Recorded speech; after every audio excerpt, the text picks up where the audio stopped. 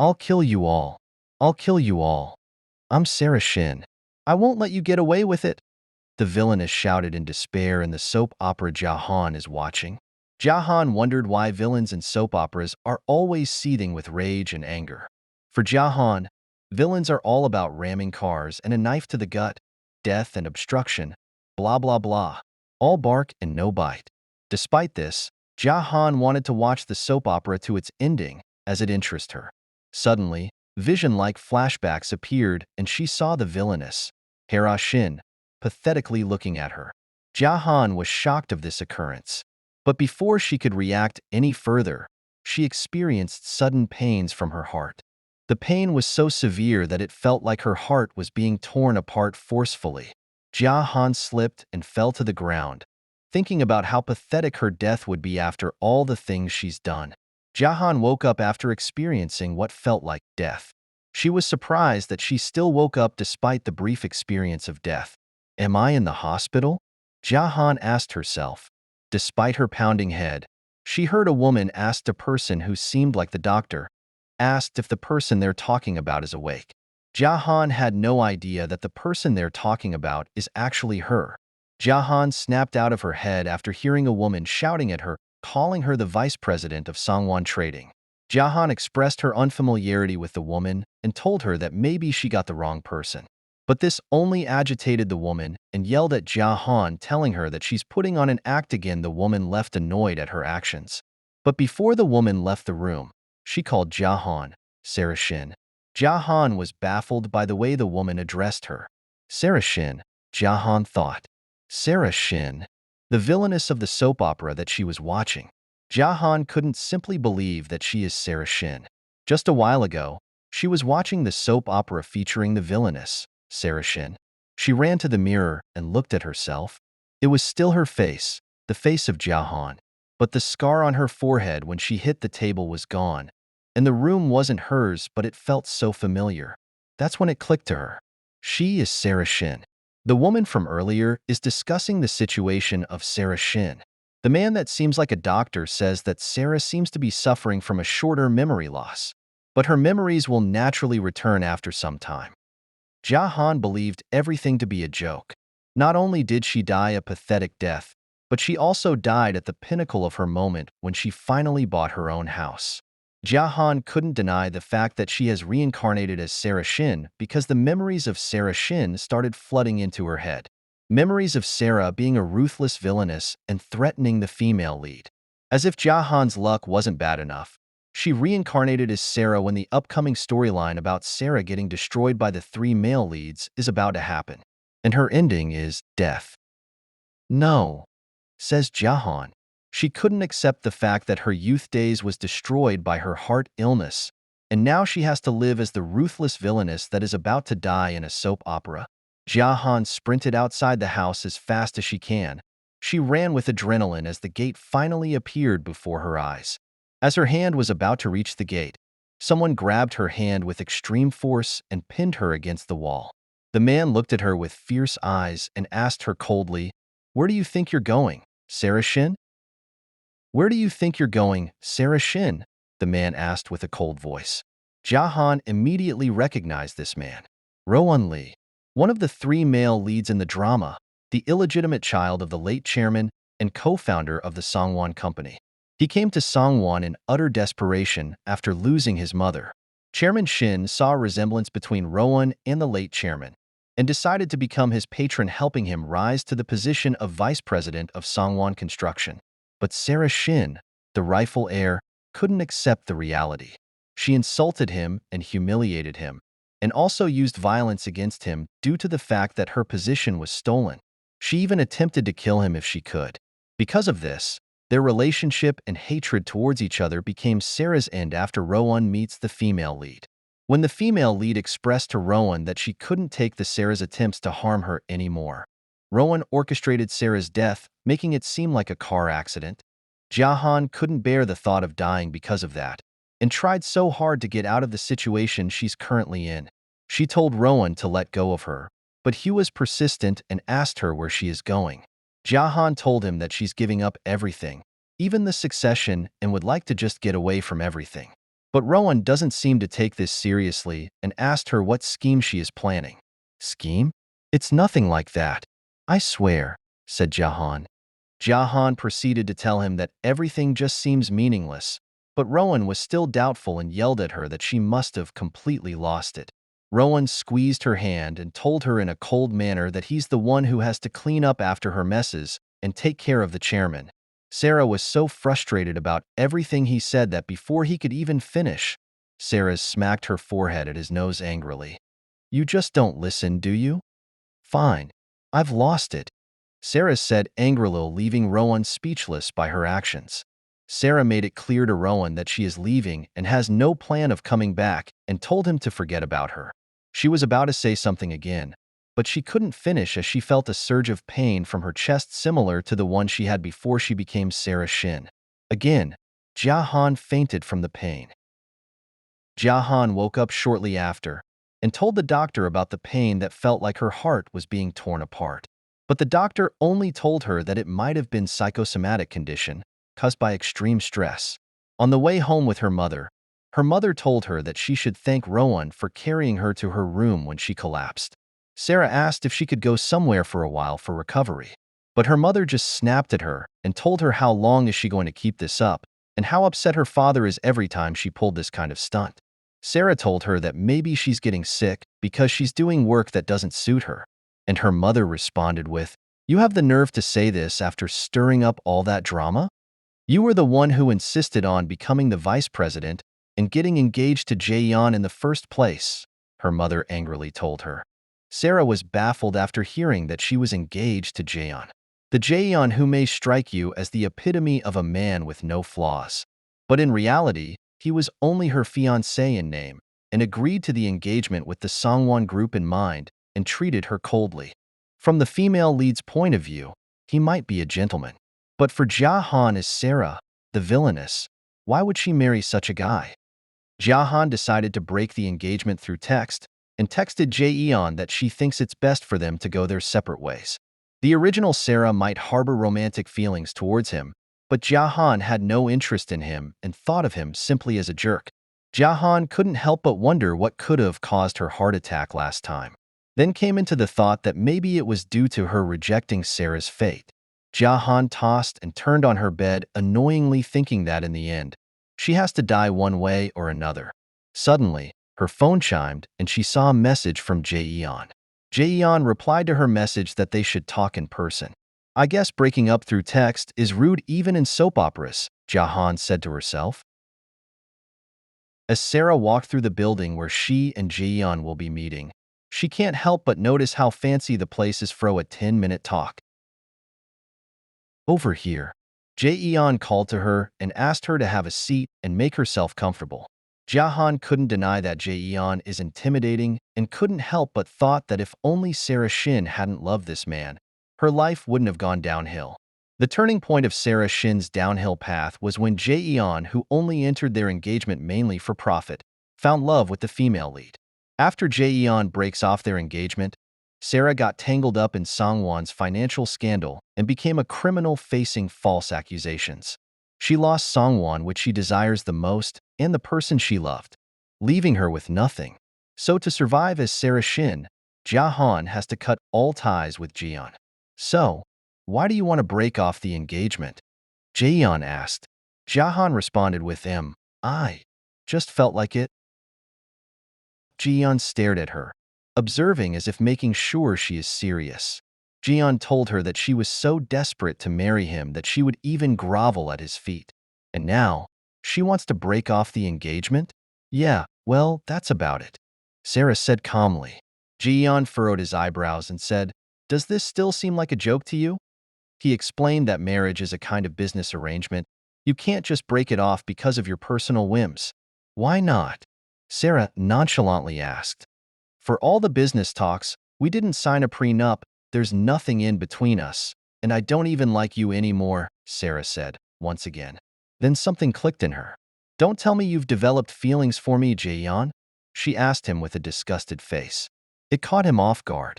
She explained that it seemed like he was desperate to marry her and can't wait to do so. Jaeon sighed. He told her that her ways of testing him are impressive, but he is tired of indulging her. He finished the conversation after telling her that they will proceed with the marriage, but he has no plan of acknowledging her as his wife. Sarah tried to insist that they will break off the engagement, but her attempts just went in vain after one of his people drove her out. Sarah left the building with a foul mood. Jayon even questioned what did Sarah saw in him except his looks that made her head over heels for him. She must have had other options. Jayon thought. Better options, she thought. Maybe if she make better choices, it would help her survive the soap opera as Sarah Shin. Yeah, it's not like I'm going to die dash. Before she could even finish, a car came running straight at her on full speed. The car stopped right in front of her, driving her soul away. What the hell? She muttered shockingly. Sarah stomped towards the car and started banging on the window, demanding an apology. The person inside the car slid down their car window and asked her nonchalantly, "What's the problem?" The calm demeanor of the man inside the car made Sarah even more annoyed. She explained that he nearly hit her and he ought to apologize. "But you're not injured," the man replied. The man told her that if she's after compensations on mental distress, just contact his lawyer. He threw his business card in front of her after telling her. The rude and inconsiderate act of the man couldn't make Sarah's day any worse. Therefore, she decided to teach him a lesson. Sarah kicked his car door with all her might, making the car shake and leaving the man speechless. Before he could even say anything, Sarah threw her business card at his face and told him to send the door repair bill on the address written on the card.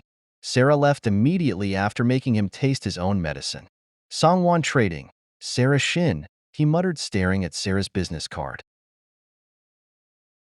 The next day, Sarah bumped into Rowan on her way to her office. She remembered what her mother told her, that Rowan carried her when she fainted and should at least thank him. "Rowan, can we talk for a moment?" Sarah asked. She told him how thankful she is for his help the other day and apologized for how she acted. But Rowan doesn't seem to believe that she is being serious because he told her to not try anything funny. He told her that there were cameras everywhere. Of course he would help her. If he hadn't, it would have been negligence. He left after telling her that she shouldn't relish this trivial matter and to not flatter herself as if she struck gold. Sarah clicked her tongue at the interaction. So much to fix here. Inside her office, Jayon realized how Sarah is at her work. According to Jayon, it feels like as if she's the office pariah. The secretary couldn't even talk straight and look her eye. It doesn't even feel like she's the vice president. Everywhere she goes, there's whispers about her. They even posted things about her eating alone in the cafeteria, which annoyed her. A staff said that they've taken care of the posts and told her as the vice president, getting into unfortunate situations are expected. Sarah thanked him and noticed that it's actually Mr. Beck.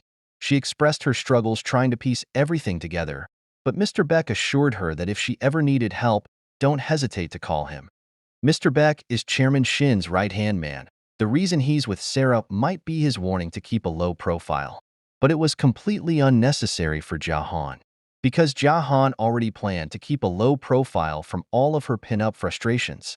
While working, Sarah's secretary came in saying that she has a visitor. The secretary asked if he should send them back because they came unannounced. But Sarah decided to let them in.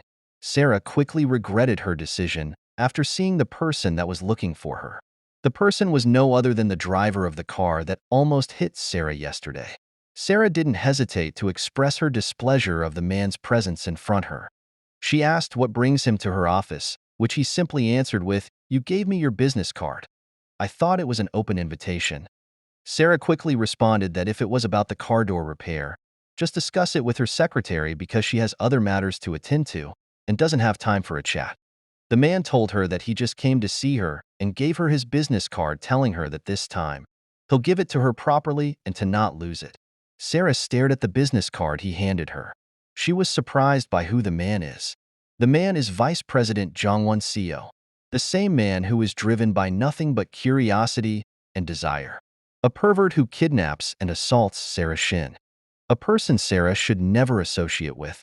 Jongwon Seo is supposed to make an appearance later on in the story, but the plot changed for some reason. Jayon decided to end the conversation as fast as she could. She told him that if he has business matters to discuss, just discuss it with her secretary since her schedule is busy. Are you kicking me out right now? He asked.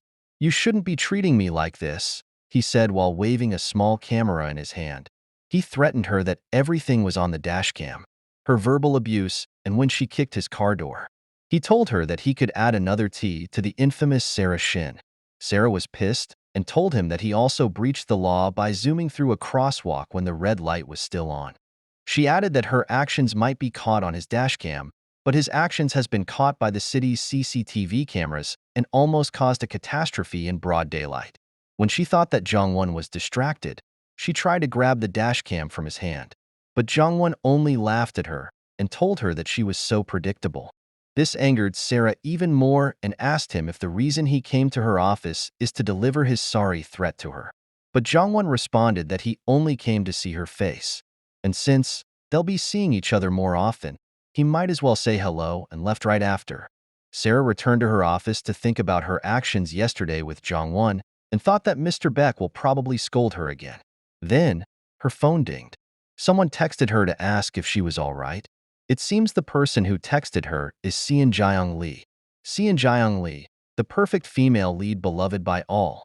She's kind, cute, gentle, and pretty. In the original plot, Seon Jaeyoung Lee is the reason for Sarah Shin's jealousy and hatred, which lead her to her end. Jahan thought that if she can keep peace between them, maybe she could dodge the fatal end to her story. Seon Jaeyoung and Jahan were talking when Seon Jaeyoung expressed how hard it must have been for Sarah to suffer short-term memory loss. Seon Jaeyoung asked if Sarah had forgotten her. She tried to reach out to Sarah, but Sarah never answered. Sarah explained that it was because of her work, and she will try her best to answer her calls and keep in touch. Jahan knew that the female lead was kind, but she never knew that even to Sarah, Seon Jaeyoung has always been caring and sweet to her.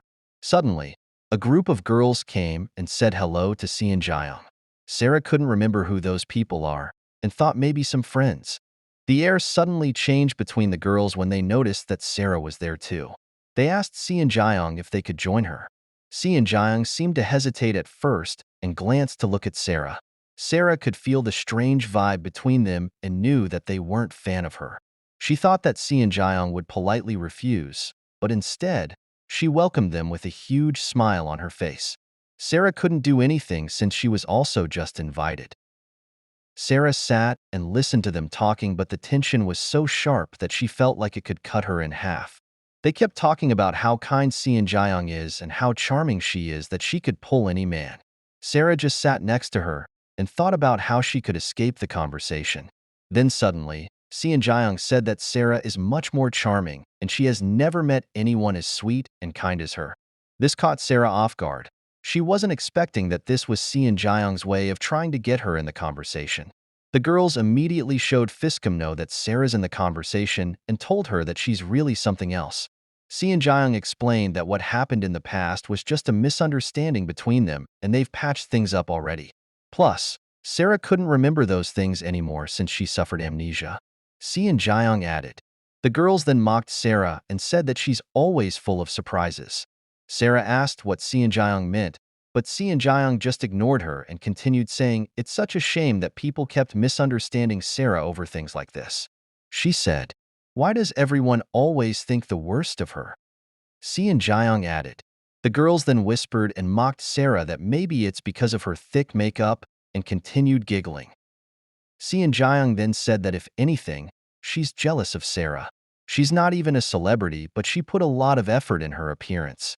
Now that take, real confidence. Seon Jaeyoung said with a tone that seems cold. Sarah noticed this too, but just stayed silent. You look great, Sarah, Seon Jaeyoung sarcastically added. On their way home, Seon Jaeyoung invited Sarah to the ROM duty-free shop launch that will be held the same week and left right after leaving Sarah alone.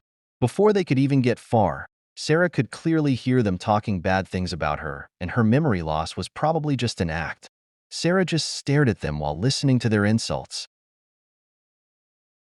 At home, Jahan stared blankly as she finally remembered the incident that happened between Seon Jaeyoung and Sarah. Loud crashing sounds can be heard inside the room, which caused the guests to focus their attention on her.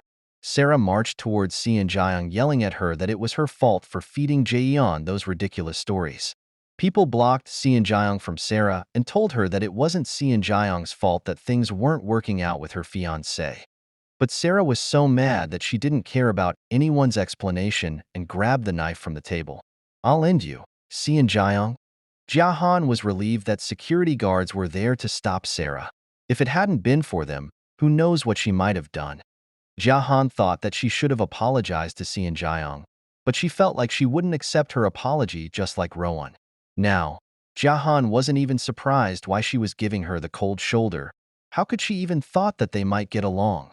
Sarah was sad thinking that ever since her brush with death, not a single person has shown her genuine concern. On her way to the party, Jayon sent another car to pick her up instead of going together. Fortunately, he still escorted her from the car.